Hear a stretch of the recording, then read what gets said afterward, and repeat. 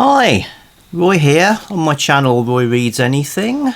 Anything including stuff about occult detectives, because it's Occult Detective October, event devised by MJ with a whole load of co-hosts, and I'm one of the co-hosts, and it's all great. So first week there are prompts, but you know, you don't have to follow the prompts. It's about read something in the occult detective vein. I thought I'd do the prompts, and the first week was about classic, as in pre-1960, occult detective fiction.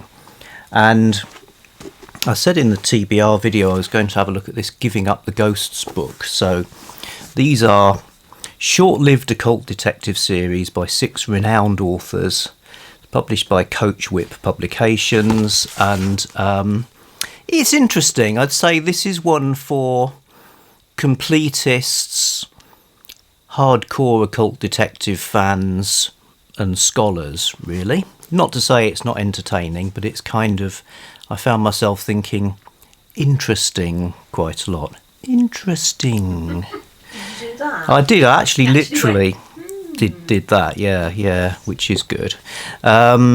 So you've got various characters in here. James O'Brien wrote about a character called Harry Escott with 2 stories, and these are really famous because they seem to be like the first ones in the genre, so you'll find them in various places. They're good. Enoch Garish, character by Gellert Burgess, author. These are the humorous stories, which, you know, humour doesn't necessarily age very well. I quite liked the one called The Ghost Extinguisher. There's some Algernon Blackwood stories. I'll come back to that. Matson Bell, very straightforward. Sort of, let's find out what's happening in a haunted house. You know, ghosts need laying, that kind of thing. Derek Scarp by A.M. Burridge, again, fine. I was quite interested in L.T. Mead, and Robert Eustace wrote 3 stories about a character called Diana Marburg. So she is an occult detective in the sense that she has a psychic ability, which is palm reading, but she uses it to solve ordinary crimes. So she's not investigating the supernatural, she's using the supernatural. And those stories are pretty good. Apparently, Mead and Eustace, Mead is a female by the way, also wrote about a female detective called Florence Cusack, who I happen to have stories about in magazine form, in their sort of original magazine form. There she is in her library, Florence Cusack. So I'll be coming back to these in another video, about a sort of Victober video about Victorian magazines. Anyway, that's a complete aside. Algernon Blackwood stories in here. His character in here is called Jim Shorthouse.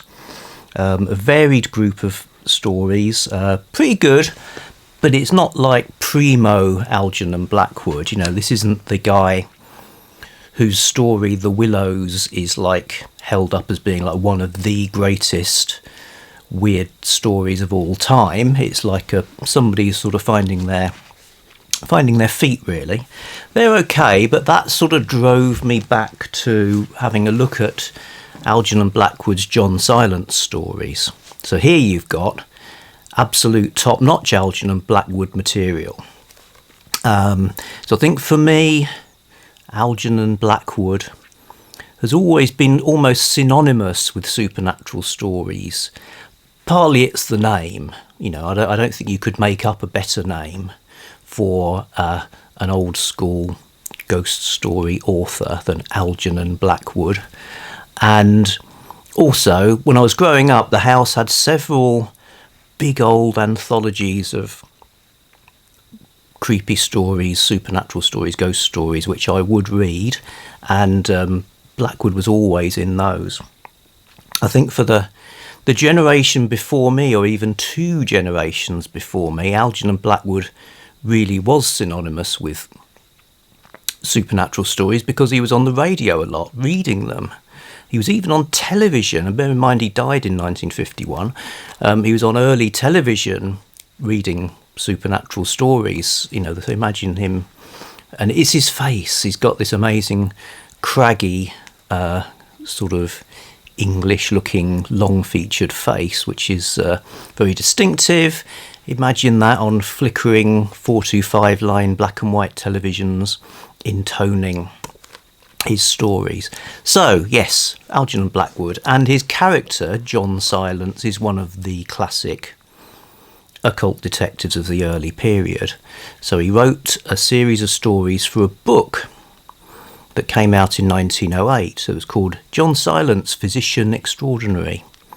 And actually slightly unusual, the majority of the very early occult detectives were published initially in magazines, which often means if you read the stories, they're all the same length, because they would have, you know, that's what the magazine would have wanted. Give us this number of words, we're contracting you to give us 6 stories, and so they come. Whereas these stories vary significantly in length, from pretty much novellas to really short tales. So he could sort of do what he wants in terms of creating the story he wanted to tell, which is good. And then there's an extra story that wasn't in the original collection that now they tend to get bundled together. This is quite a good one to get. I mean, as people know, buying editions of texts that are in the public domain can be a bit risky, because there are so many chances doing poor quality scans and stuff and bunging it on Amazon. So this Dover Press edition with an introduction by S.T. Joshi is fine, good in fact. So yes, John Silence. So what do you get in the John Silence stories? Well, I'd say you get good storytelling, that now he's up to speed. Algernon Blackwood can write stories with a rising sense of menace and the uncanny, that are really sort of hook you in. And it tends not to be traditional ghoulies and ghosties either. Sometimes the menacing thing can start off being something quite ordinary, often something in nature, or something like heat. And there's at his best, you get this sense that, like, it's terrifying because it's like, you know, something like something you thought was part of nature, or even part of yourself, is the supernatural menace. So, and you know, that's good storytelling. That would be the case if it was just a series of unconnected tales. Obviously, he has a protagonist who appears in various ways. So he's used in quite a versatile way. In one story, Ancient Sorceries, he's kind of at a distance. He doesn't go to where the things happen. He's analysing it from comfortably sitting in his consulting room. But usually he is involved, but sometimes he's there for the whole story. Sometimes he appears at a particular moment. So used in quite a versatile way. He has some psychic powers, not terrifically well defined, which is quite effective, because he'll suddenly reveal that he can do, like, you know, sort of psychometry or something, but also has sort of a compelling presence, like a really compelling presence. What one story keeps talking about his wonderful eyes, and a sort of innate goodness. You know, he's pure, in a way, a Victorian hero who's coming into the 20th century. Contrast with what we're listening to a Harry Dresden book on Audible, where the protagonist is, you know, his life isn't together, maybe he's not even that likeable, he's cynical, etc., etc. Complete contrast here, where you've got someone who is kind, generous, you know, basically good, which doesn't reduce the effectiveness of the stories. It's just that he is a proper hero. The threats he faces and resolves. Now, bear in mind, he's a psychic doctor. He's never called a detective. he's doing detection and figuring things out. So yes, he is one for our purposes. But his avocation is as a doctor, so he's healing either individuals and or the situation they're in. And that healing might involve, facing terrible supernatural threats and menaces, up to and including the gods themselves. And despite all of that, he says on page 102 that he's never faced anything that isn't natural.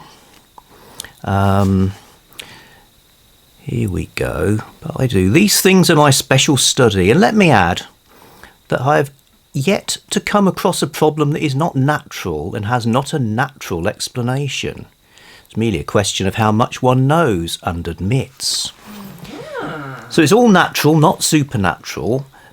Not because it's like, it was actually a man with a machine or so, it was all done by mirrors, but because once you've got the knowledge to understand this supernatural world and the things from outside and the sort of rites and rituals and how all those things work, well, it's not supernatural anymore because it's real, isn't it? It works. So it's natural. It's just that you need to understand it.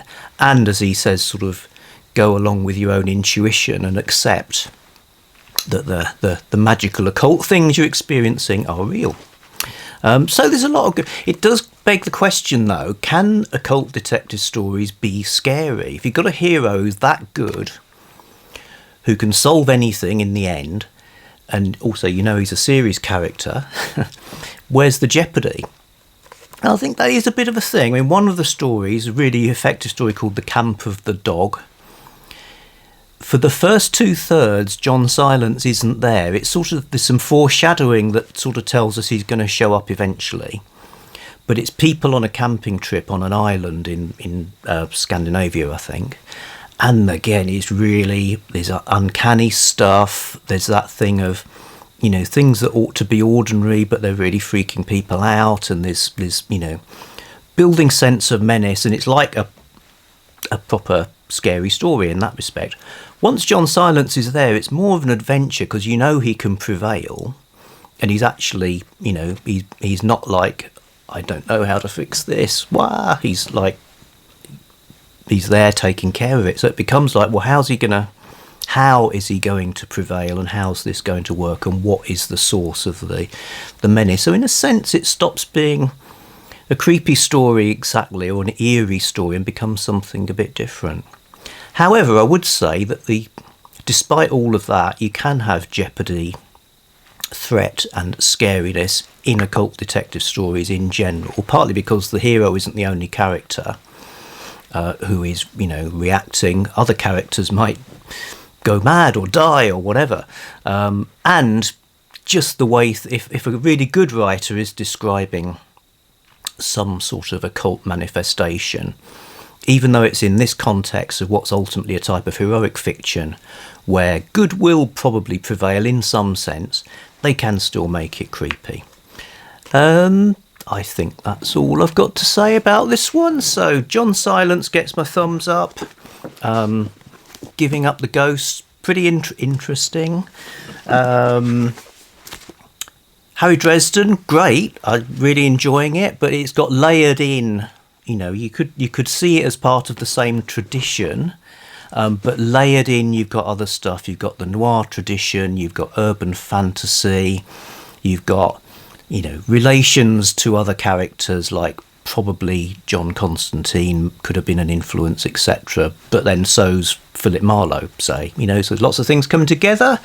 Dr. Jenny has an interjection to make. I would say, because it's read by James Masters, it's inextricably linked to Buffy and the Buffyverse and everything that comes after that as well.